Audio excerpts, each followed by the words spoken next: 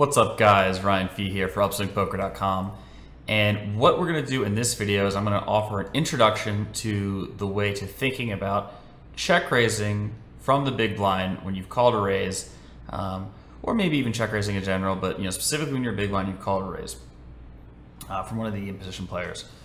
So in this particular instance, we're going to say the cutoff raises, and we're going to call in the big blind, and we're going to kick things off with the the cutoffs range here. This is like a somewhat normal sort of core, maybe on the little nittier side cutoff range, and then a big blind call range here could definitely be different from this, but big blind call range will be in about the vicinity of this, depending on sizes and rake and things like that.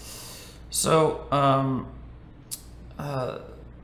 the first thing we're going to look at, I think the best way to do this is we'll look at the polarized C-bet. So this is the polarized C-bet, a polarized C-bet range from the cutoff versus the big blind, meaning it's if they're really strong hands or bluffs, not really very many in between hands.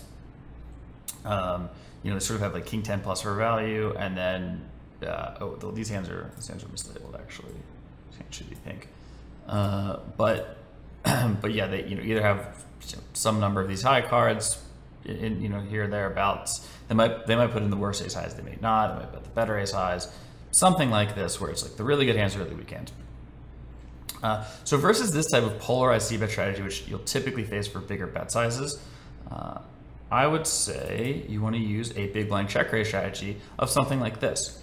So what this range is first, oh sorry, real quick, I'll go back to that because I forgot.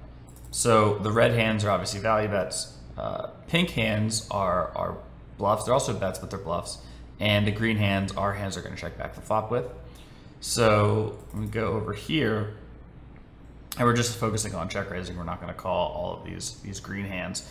So green hands kind of are in our range, but we're not focused on them. The hands we're really focused on are the red and pink hands in this range. So the red hands are two pair set. And again, can raise and barrel off for value, which is really sort of your objective with this type of range, is to get all the money in and stack a ton of the one pair hands that are really the sort of top of range type hands for the cutoff in this instance. It's a check raise, maybe check raise on the bigger side, and then go for big bets on the turn and river, and try to put those hands in a tough spot, while also shutting down some bluffs. Then if we look at the value bets here, we've got some straight draws, and then we've got Jack 9 suited.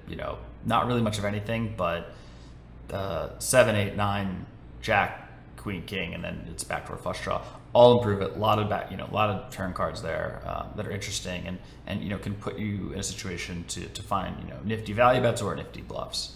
So versus polarized strategies, you want to have a polarized strategy as well. Same thing, going for these really strong value bet raises, and then bluffs to fill in.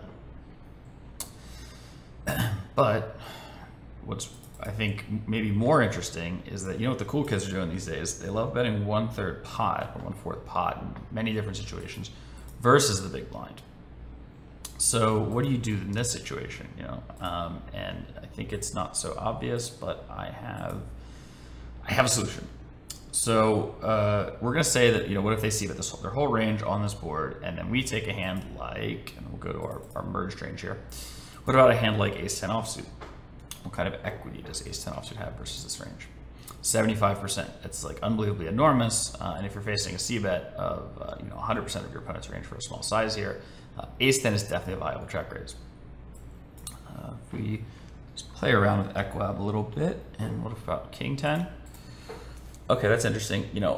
3% difference, which is definitely a difference in equity. It's not as simple to look at equity, but I think it's interesting to compare the two. And then there's sort of practical reasons why you may or may not check raise one or the other. I don't hate. Oh, this is actually not labeled correctly. I don't hate mixing in the King 10 check raise as well, but Ace 10 would be my first choice for a top of range ace.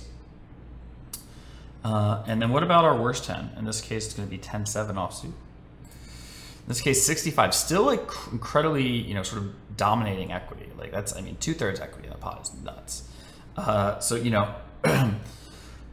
Could also be considered for a check raise, but then you sort of have to talk about turn plans.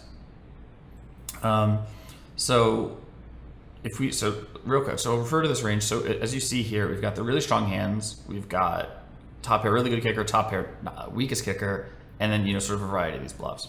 So the really strong hands we've kind of already talked about. They're pretty straightforward. I think sort of everybody knows what to do with those.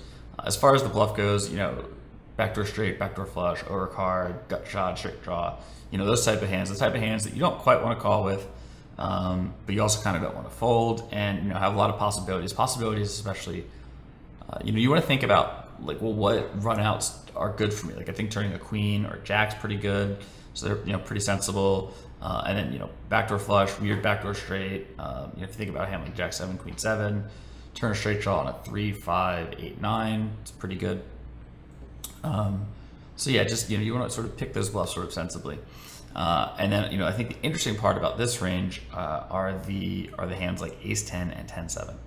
So the reason you're check raising these is really just purely for value. It's because if we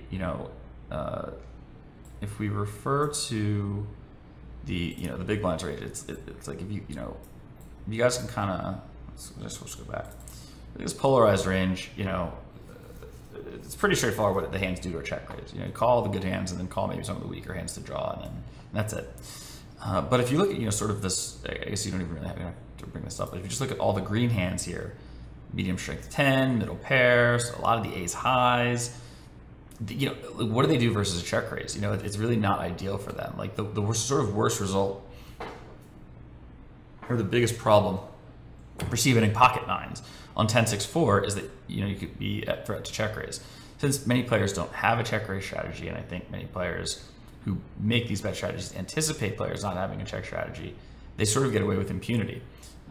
If instead you were to occasionally have a more aggressive raise range, a lot more bluffs, like if you just mix in the bluffs, like you just sort of bet call with everything, bet 3-bet you wouldn't be balanced. Whereas by having our range have ace 10 and 10 7, if you face a bet 3-bet, you can call with a couple of the straight draws, all the really good hands, and then both 10s. And then on the turn you can call with, like, let's say ace 10 and then all the really strong hands, and then on the river you can call it down with all the really strong hands. So there's this sort of balanced layering effect where if they bet 3-bet you, you're sort of like folding some part of your range on each the flop, turn, and river, and it's not so obvious where, like let's say that you just check raised all the bluffs and all the strong hands.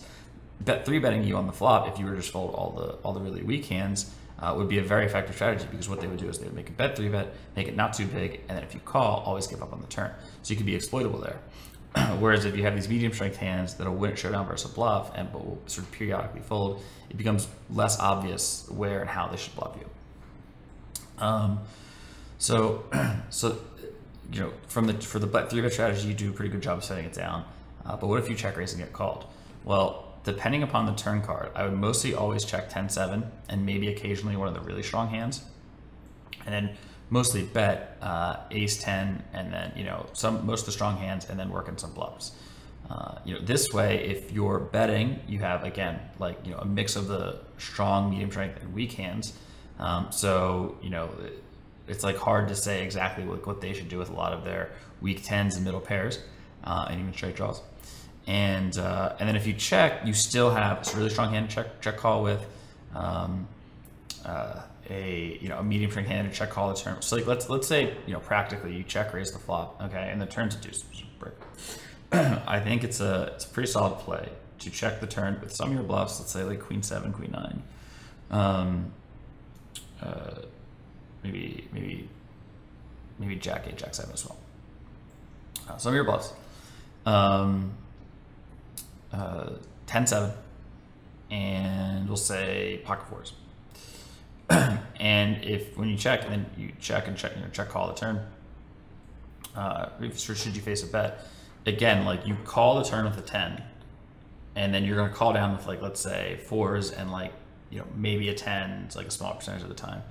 That way you make it such that it's not obvious. Like if you check, if you would just check, a lot of players I think would check raise and then check the turn and then always lose.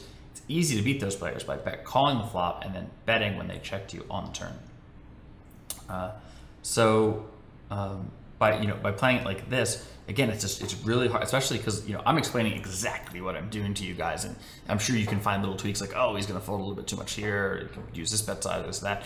Yeah, if I explain to you exactly what my strategy is, yeah, you can beat me. But most players are not going to know what you're up to, and you're not going to know necessarily how they're going to respond either. So being balanced and having hands in all of these ranges, especially versus small bet size, really shuts them down. And in my opinion, they play really poorly versus it. It's an underdeveloped spot. It's an misunderstood spot. I think people just bet 1/3 pot and don't really sort of know any better, know how to adjust. They're just almost playing robotically. And if you come at them with a balanced, sensible raise strategy, you'll do a great job of shutting down their C-bet strategy. Anyway, I hope you guys enjoyed this video. If you did, definitely check out the Upswing Poker Lab.